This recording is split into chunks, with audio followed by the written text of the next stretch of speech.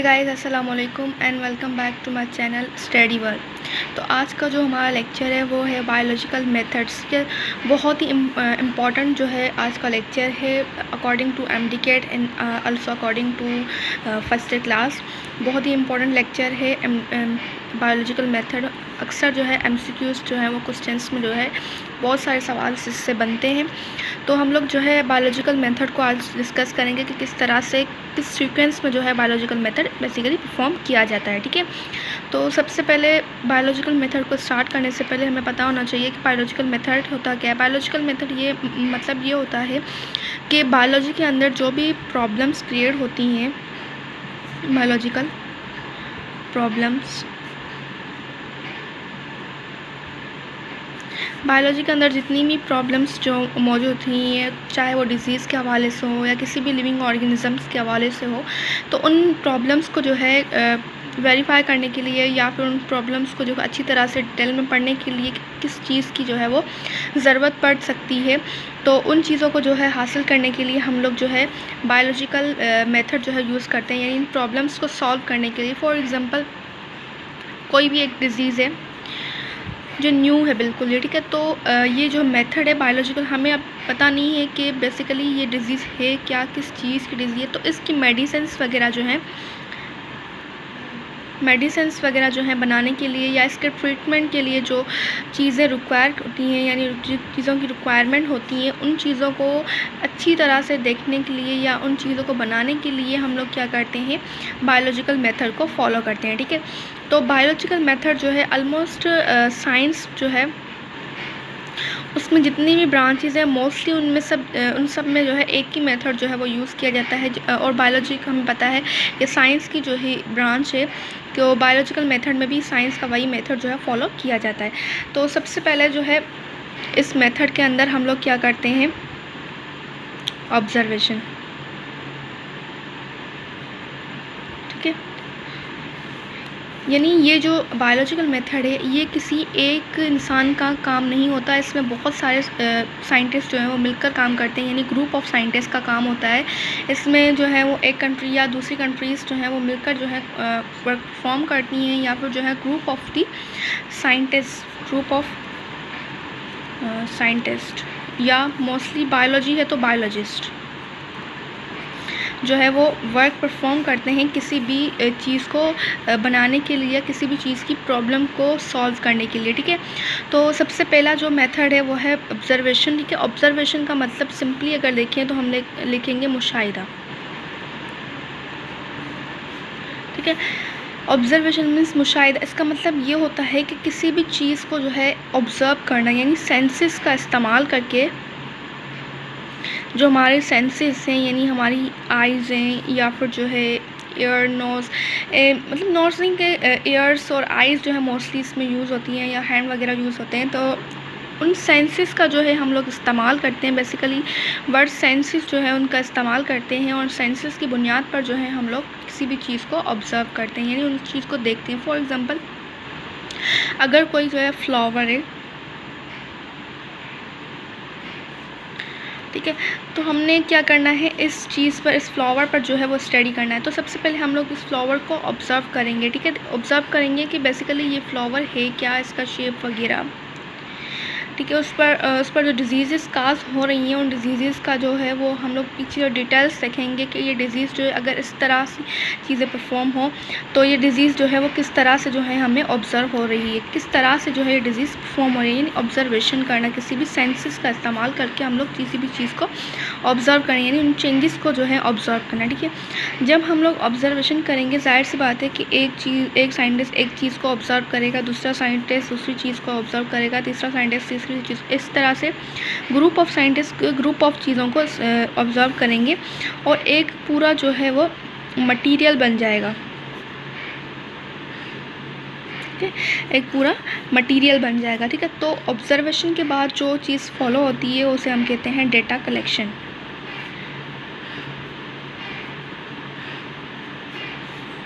Data collection या फिर जो है कलेक्शन ऑफ द फैक्ट्स। यानी जो चीज़ें उनमें आ रही हैं, हमने ऑब्ज़र्व की हैं, जिन चीज़ों की चेंजेस वगैरह हो रही हैं, उन चीज़ों को जो हम लोग ऑब्ज़र्व कर रहे हैं। ऑब्ज़र्वेशन के बाद जो है अलग अलग साइंटिस्ट के अलग अलग ऑब्ज़र्वेशन को हम लोग इकट्ठा करेंगे। इकट्ठा करके फिर हम लोग जो है एक डेटा बनाएंगे, यानी कलेक्शन ऑफ डेटा, यानी बहुत सारी चीज़ों का एक कलेक्शन बनाएंगे जो बेसिकली साइंटिस्ट की मिलती जुलती हैं। ठीक है, उसके बाद जो है कलेक्शन के बाद हम लोग एक चीज़ बनाते हैं जिसे हम कहते हैं हाइपोथेसिस। ठीक है, हाइपोथेसिस जो है उससे हम दूसरा लफ्ज़ जो है वो इस्तेमाल करते हैं जिसे हम कहते हैं टेंटेटिव स्टेटमेंट। टेंटेटिव स्टेटमेंट का मतलब ये होता है कि वो स्टेटमेंट जो कि परमानेंटली यूज़ ना हो, यानी कि परमानेंटली यूज़ ना हो, वो जो है टेम्परेरी हो सकती है, मतलब कि वो किसी भी वक्त जो है वो चेंज हो सकती है इजीली। यानी कि अगर फॉर एग्जांपल हमने किसी भी चीज़ की एक स्टेटमेंट दी हुई है, वो स्टेटमेंट जो है हम चेंज कर सकते हैं इजीली, वो चेंज हो सकती है, ख़त्म हो सकती है। इस वजह से हम लोग इसे कहते हैं टेंटेटिव स्टेटमेंट। ठीक है, तो ये हम लोग हाइपोथेसिस करते हैं, यानी उसको देखते हैं कि बेसिकली हम लोग देते हैं एक कलेक्शन देते हैं, यानी एक सिंपल स्टेटमेंट देते हैं, सिंपल स्टेटमेंट कि हमने जो ऑब्ज़र्व किया है, ऑब्ज़र्व करने के बाद हमने जो डेटा कलेक्शन की है, डेटा कलेक्शन के बाद जो है हम लोग एक छोटी सी स्टेटमेंट देते हैं, एक सिंपल वर्ड्स में हम लोग स्टेटमेंट देते हैं कि भाई ये जो बीमारी हो रही है उसके अंदर फॉर एग्ज़ाम्पल मलेरिया है। ठीक है, उसके अंदर जो प्लाज्मोडियम है वो मलेरिया काज कर रहा है। ठीक है, प्लाज्मोडियम जो है वो मलेरिया काज कर रहे हैं। तो हम लोग सिंपल जो है एक स्टेटमेंट दे सकते हैं कि plasmodium is present in those patients which are suffering from malaria. ठीक है, तो मतलब कि हम लोग जो है ये बोल सकते हैं कि उन पेशेंट्स के अंदर जो है प्लाज्मोडियम मौजूद हैं जो कि मलेरियल डिजीज़ काज कर रही है, मलेरिया जो है वो उसमें सफ़र कर, तो हम लोग ये कह सकते हैं कि malaria is cause by plasmodium. ठीक है, malaria is caused by plasmodium. अब ये कंफर्म नहीं है कि भाई बेसिकली यहाँ वाकई प्लाज्मोडियम की वजह से ही मलेरिया होती है, नहीं होती तो है, हमने पढ़ा हुआ है, लेकिन हम लोग यहाँ पर जो है बायोलॉजिकल मेथड को समझ रहे हैं बेसिकली। तो हमें ये नहीं पता कि हाँ भाई कि ये प्लाज्मोडियम की वजह से ही जो है मलेरिया क्रिएट हो रही है या नहीं हो रही है। ठीक है, तो हमने जो है सिंपल एक जो है वो टेंटेटिव स्टेटमेंट दे सकती है जिसे हम ईजिली चेंज भी कर सकते हैं। ठीक है, उसके बाद हाइपोथेसिस के बाद, यानी ये जो हाइपोथेसिस हमने दी है, हाइपोथेसिस के बाद जो है वो आती है रीजनिंग।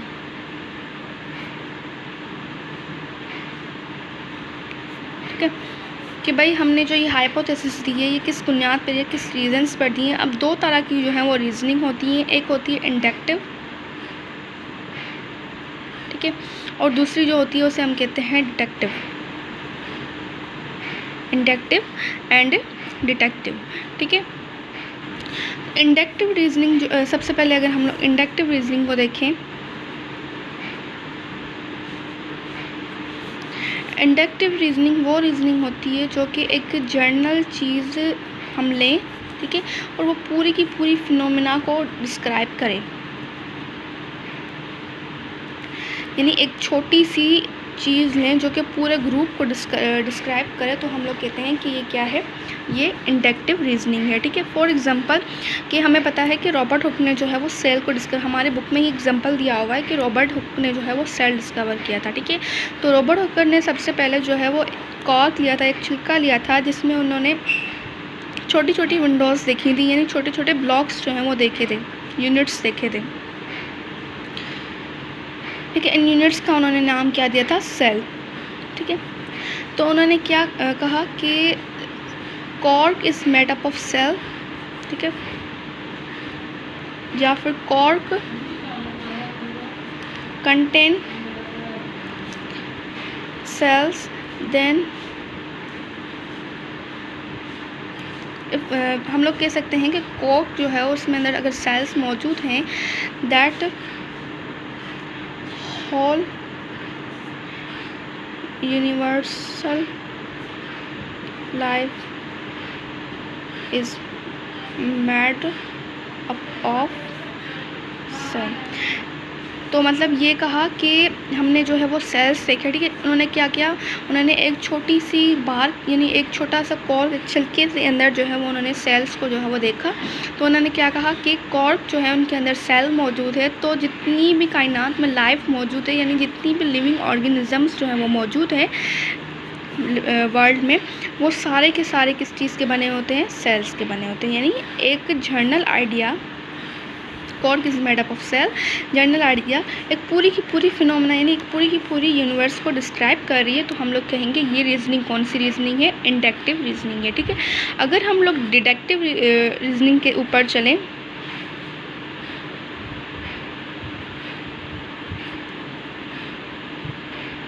ठीक है।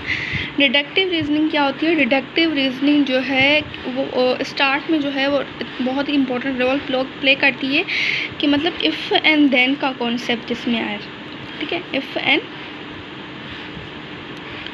देन, अगर for example if all the organisms are made up of cell, then human beings are also, यहाँ पर लिख देती हूँ, human beings are also organisms, then human beings are also made up of cells। मतलब कि if all the organism यानी specific एक जो है पूरी की पूरी जो है डिटेल दे रही है कि if the organisms are made up of cell, अगर लिविंग ऑर्गेनिज्म जितने भी लिविंग ऑर्गेनिज्म हैं, अगर पूरे के पूरे लिविंग ऑर्गेनिज्म सेल्स के बने हुए हैं, तो ह्यूमन बीइंग भी क्या है, एक लिविंग ऑर्गेनिज्म है, तो वो भी क्या होंगे, सेल्स के ही बने होंगे। यानी अगर if all the organisms are made up of cell, human beings are also organisms, then human beings are also made up of cell। अगर ऑल ऑर्गेनिज्म कंप्लीट की कंप्लीट चीज़ को जो है डिस्क्राइब करके एक स्पेसिफिक तरफ यानी आ रही है, ठीक है, एक चीज़ की तरफ आ रही है, तो हम लोग कहेंगे कि अगर पूरी की पूरे लिविंग ऑर्गेनिज्म जो है सेल के बने हुए हैं, तो जो लिविंग ह्यूमन बीइंग है वो भी एक लिविंग ऑर्गेनिज्म है, तो वो भी क्या होंगे, सेल्स के ही बने हुए होंगे, ठीक है। तो ये जो है वो डिडक्टिव हो गई। उसके बाद ये जो है हमने पढ़ी इंडक्टिव, यानी एक जर्नल चीज़, एक जर्नल फॉर्म, जर्नल आइडिया यानी एक जर्नल चीज़ जो है पूरी की पूरी जो है फिनोमेना को डिस्क्राइब करे। तो इंडक्टिव एक जर्नल जो है चीज़ स्पेसिफिक की तरफ जाए, यानी इफ़ एंड देन का कॉन्सेप्ट जिसमें आ जाए, तो हम लोग कहेंगे ये कौन सी रीजनिंग है, ये डिडक्टिव रीजनिंग है, ठीक है। उसके बाद जो है यानी हमने जो है वो रीजनिंग को पढ़ लिया, ठीक है। उसके बाद जो है वो आता है एक्सपेरिमेंट।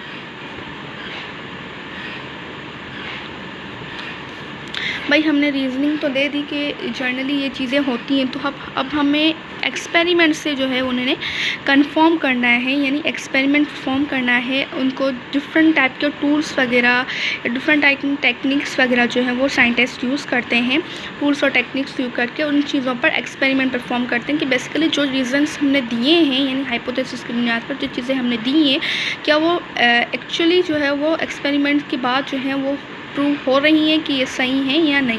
अगर एक्सपेरिमेंट के बाद जो है वो चीज़ें जो है प्रूव हो रही हैं, तो हम लोग एक कंक्लूजन देंगे, कंक्लूजन या फिर रिजल्ट्स, ठीक है। यानी कि हमने फॉर एग्जांपल पीछे जो है हमने पढ़ा था कि प्लाज्मोडियम जो है वो कहाँ से, मलेरिया का प्लाज्मोडियम जो है वो कहाँ से, मलेरिया का। तो हमने जो है वो एक्सपेरिमेंट जो है उन पर किया, ठीक है, मलेरिया की डिजीज़ पर एक्सपेरिमेंट किया, तो हमें वाकई जो है वो रिज़ल्ट जो है ये अगर मिलती है, तो हम जो है कंक्लूजन देंगे कि यस कि plasmodium is a cause of malaria, ठीक है। यानी मलेरिया जो है वो मलेरिया जो है वो प्लाज्मोडियम की वजह से होता है। तो हमने ये रिज़ल्ट दे दी, ठीक है। रिज़ल्ट जो है अगर ट्रू हो गई, ठीक है, अगर कंक्लूजन जो है वो ट्रू हो गया, तो हाइपोथेसिस भी ट्रू हो गई, यानी ये जो हमने मलेरिया वाला हाइपोथेसिस दिया था, यानी साइंटिस्ट ने जो हाइपोथेसिस दी थी, तो अगर रिज़ल्ट के बाद ये चीज़ प्रूव हो गई तो हम कहेंगे कि रिज़ल्ट्स के बाद यानी conclusion is based on hypothesis या hypothesis is based of conclusion. अगर रिजल्ट्स प्रूव हो गई तो हाइपोथेसिस ट्रू हो गई, अगर रिजल्ट्स जो है वो ट्रू या एक बेसिस जो है वो ट्रू जो है चीज़ में, जिसे हम कहेंगे थ्योरी में कन्वर्ट हो जाएगी। ठीक है, थ्योरी के अंदर जो है वो कन्वर्ट हो जाएगी, मतलब कि ऑल टेस्ट ट्रू आ जाएँ। ठीक है, ये थ्योरी हो गई, उसके बाद ऑल टेस्ट जितने भी टेस्ट वगैरह जो हैं वो कम्प्लीटली ट्रू आ जाएँ, सही आ जाएँ, तो हम कहेंगे एक जर्नल लॉ। बेसिकली यानी जितने भी हमने चीज़ें बायोलॉजिकल मेथड में पढ़ी या यूज़ की वो सारी की सारी जो है वो करेक्ट हो गई, तो हमने जो है वो इसे ला दे दिया, भाई ये जो है ला कभी भी जो है वो टूटता नहीं है।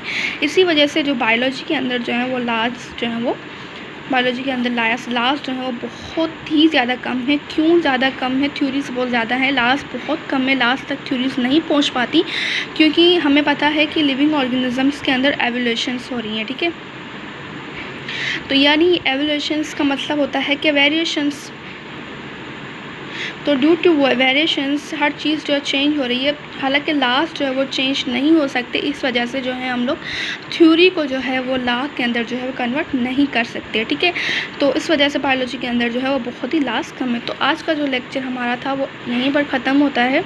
हमने जो है बायोलॉजिकल मेथड को पढ़ा। अगर हम लोग यहाँ पर थोड़ी सी समराइज़ कर दें, सबसे पहले जो है हमने ऑब्जर्वेशन को देखा। Observation is follows data collection, उसके बाद जो है हमने हाइपोथेसिस, ठीक है, हाइपोथेसिस के बाद रीजनिंग, इसमें दो पढ़ी थी, एक इंडक्टिव एक डिडक्टिव। ठीक है, देन एक्सपेरिमेंट किया, उसके बाद कंक्लूजन या फिर रिज़ल्ट,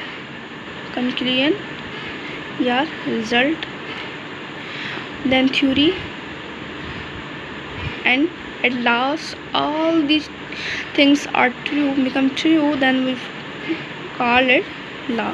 ठीक है, तो मतलब हमने ऑब्जर्वेशन दिमाग लगाया, सेंसस का यूज़ किया, हमने ऑब्जर्व की चीज़ों की, उनमें कलेक्शन की चीज़ों की, उसके बाद हाइपोथेसिस एक जनरल सी स्टेटमेंट दे दी जो कि हमारे कलेक्शन के बेसिस पर थी। उसके बाद हमने रीजंस दिए कि भाई हमने क्यों जो ये कहा है, इंडक्टिव थी, कुछ डिडक्टिव थी। उसके बाद एक्सपेरिमेंट परफॉर्म किए थे बाकायदा के ये चीज़ें हैं या नहीं है। उसके बाद कंक्लूजन दिया यानी रिजल्ट्स थी, उसके बाद थ्योरी आई, थ्योरी के बाद फाइनली लॉ आया। ठीक है, तो आज का लेक्चर जो है हमारा यहीं पर ख़त्म होता है। होपफुली आपको मेरे वीडियोस पसंद आ रही हैं, so please like share and subscribe to my channel, also give your feedback, ताकि मुझे पता चला कि आपको मेरी वीडियोस पसंद आ रही हैं या नहीं। तो थैंक यू, इंशाल्लाह नेक्स्ट वीडियो में मिलते हैं। नहीं हुई तो हाइपोथेसिस भी जो है वो गलत हो जाएगा। ठीक है, उसके बाद जो है अगर ये कंक्लूजन जो है वो करेक्ट हो गई तो ये जो है कन्वर्ट हो जाएगी एक अच्छी